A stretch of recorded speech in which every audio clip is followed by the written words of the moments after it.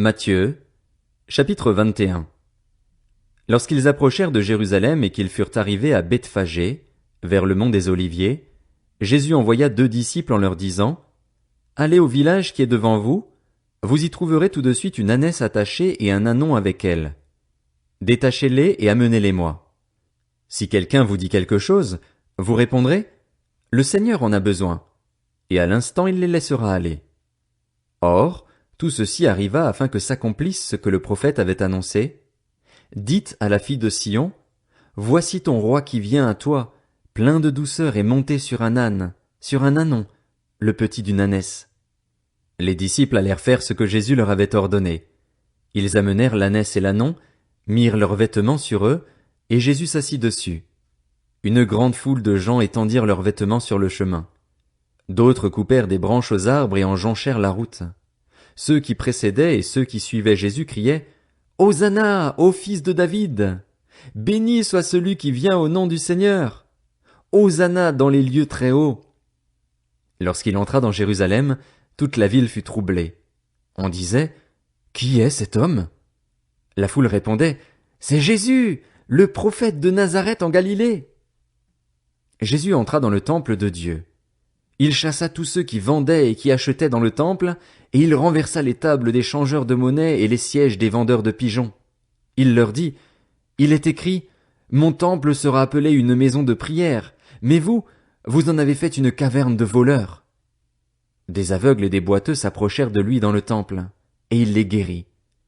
Mais les chefs des prêtres et les spécialistes de la loi furent indignés à la vue des choses merveilleuses qu'il avait faites et des enfants qui criaient dans le temple, Hosanna, ô fils de David! Ils lui dirent, Entends-tu ce qu'ils disent?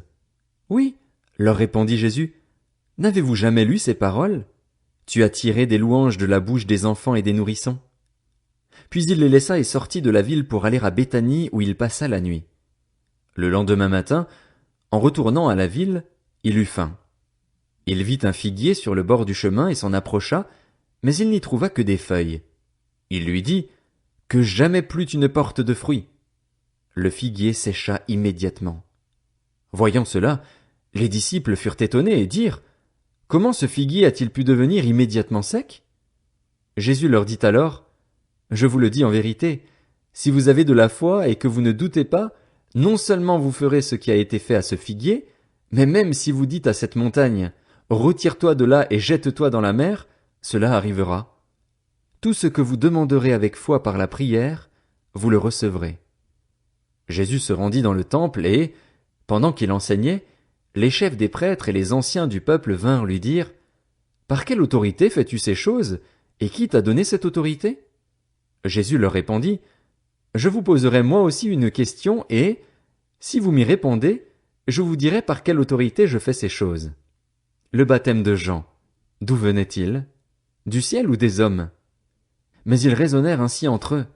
Si nous répondons « du ciel », il nous dira « Pourquoi donc n'avez-vous pas cru en lui ?» Et si nous répondons « des hommes », nous avons à redouter les réactions de la foule, car tous considèrent Jean comme un prophète. Alors ils répondirent à Jésus « Nous ne savons pas. » Il leur dit à son tour « Moi non plus, je ne vous dirai pas par quelle autorité je fais ces choses. » Qu'en pensez-vous? Un homme avait 2 fils.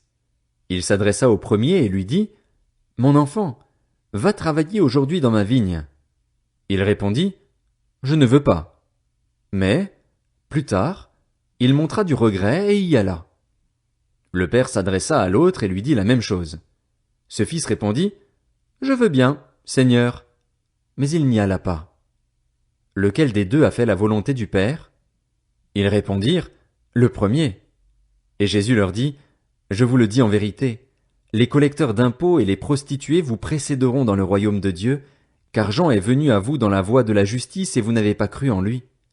En revanche, les collecteurs d'impôts et les prostituées ont cru en lui et vous, qui avez vu cela, vous n'avez pas ensuite montré de regret pour croire en lui. Écoutez une autre parabole. Il y avait un propriétaire qui planta une vigne.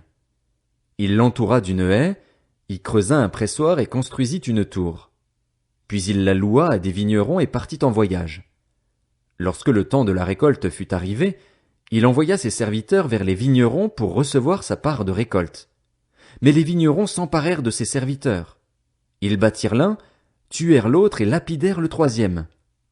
Il envoya encore d'autres serviteurs, en plus grand nombre que les premiers, et les vignerons les traitèrent de la même manière.